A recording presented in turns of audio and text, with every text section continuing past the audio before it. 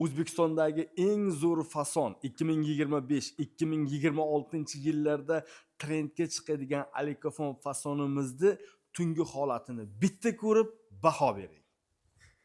Assalomu alaykum azizlar, Kamina usta Abdulloh qadriyatli ustalar jamoasiga asos soldik. Biz jamoamiz bilan birgalikda butun respublika bo'ylab tashqi fasad ishlari, tunikafon ishlarini amalga oshiramiz. Hozir navbatdagi ishimiz tunikafonlarimiz Nurotada bo'lgan. O'nlab xonadonlarda tunikafon qilganmiz. O'ylaymanki, yorug'ligi me'yorida bo'lgan.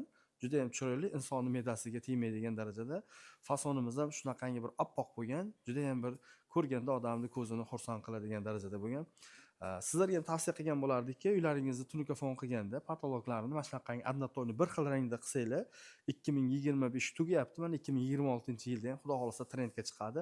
Ayniqsa glansiyalardan qiladigan bo'lsa, yana ham chiroyli bo'ladi. Faqat glansiyadan qilganda 0 to'rtlik tunikalardan ishlatishni tavsiya qilaman, chunki 0 to'rtlik tunikalar baribir 35 likka qaraganda qalinroq. Ozgina bo'lsa ham bu yerda valna bo'lsa, glansiya tunikada juda ham bilinadi. Mana bizlarda yigitlarimizni qilgan ishlarini yaxshilab ko'rib, o'zlaring baho beringlar. Bironta ham valna yo'q, juda ham tekis stiklari, juda ham klass darajada qilingan. Bundan oldingi esa ham Nurotada $500,000 uy tunikafonlarini qilgandik. Juda chiroyli chiqqandi. Mana navbatdagi Nurotadagi ishimizni o'zlaring ko'rib baho beringlar.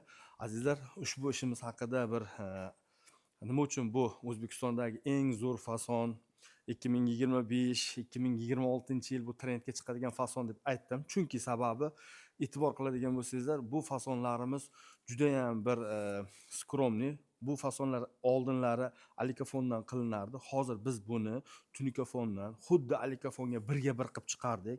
Juda chiroyli chiqdi. Bugungi mavzumiz mana shu fasonimizni kechqurungi holati haqida batafsilroq sizlarga gapiradigan bo'lsak, azizlar, odamlar uyini nima uchun tunikafon qildirar? Aslida tunikafon qildirishdan maqsad tashqaridan, ko'chadan bir charchab uyingizga kirib kelganingizda bir bahri dilingiz ochiladigan bir muhit, atmosfera bo'lishligiga uchun qiladi. Agar siz ham mana shunday uyingizni ko'chadan kirib kelar ekansiz, juda ham bir chiroyli atmosfera kutib olishni xohlasangiz, uyingizda otangiz, onangizni, uyingizdagilarni ko'zini xursand qilmoqchi bo'lsangiz, qadriyatli ustalarga murojaat qilsangiz, pastdagi raqamlar orqali mana shunaqangi chiroyli tunikafon qilib beramiz. Azizlar, ushbu tunikafonlarimizni kechqurungi holatida ham juda chiroyli chiqqan, lampochkalari, yorug'liklari ko'zni og'ritmaydi. Haqiqatan bir tunikalarimiz esa glansiyaviy 0 to'rtlik tunikadan bo'lganligi uchun xuddi alikofondek blisk berib, alikofondek atmosfera beryapti.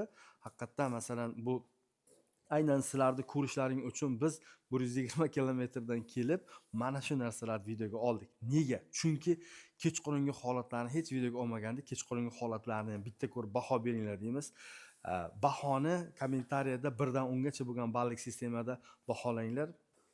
Mana bu ayvonimiz bilan bu ayvonimizni o'rtasini bo'lish uchun mana shunaqangi chiroyli regellardan qo'rdik. Mana uyimizni juda ham mana yaxshilab e'tibor beradigan bo'lsangiz, umuman valna yo'q. Juda ham ideal, juda ham tekis. Har bitta burchakka o'ta mehr bilan ishlangan.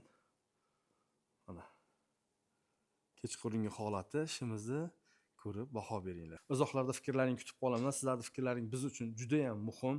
Mana bu 470 ga 14,5 metr joyga 8 ta lampochka qo'ydik. Bu lampochkalarimiz adashmasam 24 lik. Mana bu yorug'ligi qay darajada bo'lgan? Bu tarafi esa bu tarafimizda esa masofasi 18 metr. Bu yerda esa 10 ta lampochka qo'yganmiz 24 likdan. Shuning uchun ham mana bu yorug'ligi qay darajada tushgan? Haqiqatan bir odamni me'dasiga tegmaydigan bir yoqimli yorug'lik bo'lganmi? Ishlarimizni bitta ko'ringlar, mana stiklarini ko'rsataman sizlarga. Stiklari qarang, qanday tekis kelgan. Juda ham chiroyli stiklari. Mana har bitta stikini ko'ring. Baho beringlar. Juda ham chiroyli ulangan. Valna umuman yo'q, mana yaxshilab 2x da yaqinlashtirgan holatda kadrlar ko'rsatyapman. Koziroklarimiz ham mana qilichdek tekis idealni chiqqan. Burchak joylarini ham qarang, mana juda akkuratni olib ketilgan. Bu yerga holatda qo'ylar, hali qo'yilmadik. Xo'sh, mana. Azizlar, Ushbu uyimizni mahsulotlariga keladigan bo'lsak, mahsulotlari juda ham sifatli mahsulotlardan ishlatdik. Tunikamizni qalinligi 0,4 glyansiya tunikadan ishlatdik. Tagida karkaslar metaloprofildan. Ushbu ishimizni barcha xarajatlari ichida 150 ming so'mdan qilib berdik. Narxiga arziydimi, yo'qmi? Kommentariyada yozib qoldinglar. Sizlarga mana shunaqangi narxlarda tunikafon ishlari qiziq bo'lsa, tez pastdagi raqamlarga bog'lanib buyurtma berishlaring mumkin. Azizlar, mana bu uyimizni pastda pollari bruschatka qilingan, juda ham chiroyli. Tepadagi tunikafonlarini однотонный bir xil rangda qildik. Bu ham o'zgacha bir hozirgi 2026-yil mana shu trendga chiqyapti. Hatto ustunlarini ham o'zimiz aytdikki, oqqa bo'yang, latoklarni, vodostoykalarini mana oppoq qiling, latoklarini ham oppoq qiling, kronshtenlarni bir xilda oppoq qiling dedik. Bu nima deydi, Euro dizaynlarda mana shunaqangi однотонный bir xil ranglardan foydalanish urfda. Mana endi bizda O'zbekistonimizda ham mana shunaqangi narsalar urfga kiryapti. Bu haqiqatdan bir chiroyli, ko'rganda ko'zlarni quvnatadigan bir chiroyli narsa bo'lgan. Haqiqatdan ham ranglari, shakl shamoyillari, fasonlari ushbu uyga qay darajada yarashganligini kommentariyada, izohlar bo'limida fikrlaringni kutib qolaman. Bu biz uchun juda ham muhim.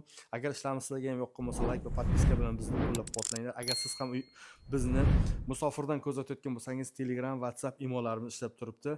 Agar ishlarimiz qiziq bo'lsa, siz ham uyingizni tunikafon qildirmoqchi bo'lsangiz, pastdagi raqamlar orqali bizga bog'lanib, buyurtma berishingiz mumkin. Bizni kuzatishda davom etinglar.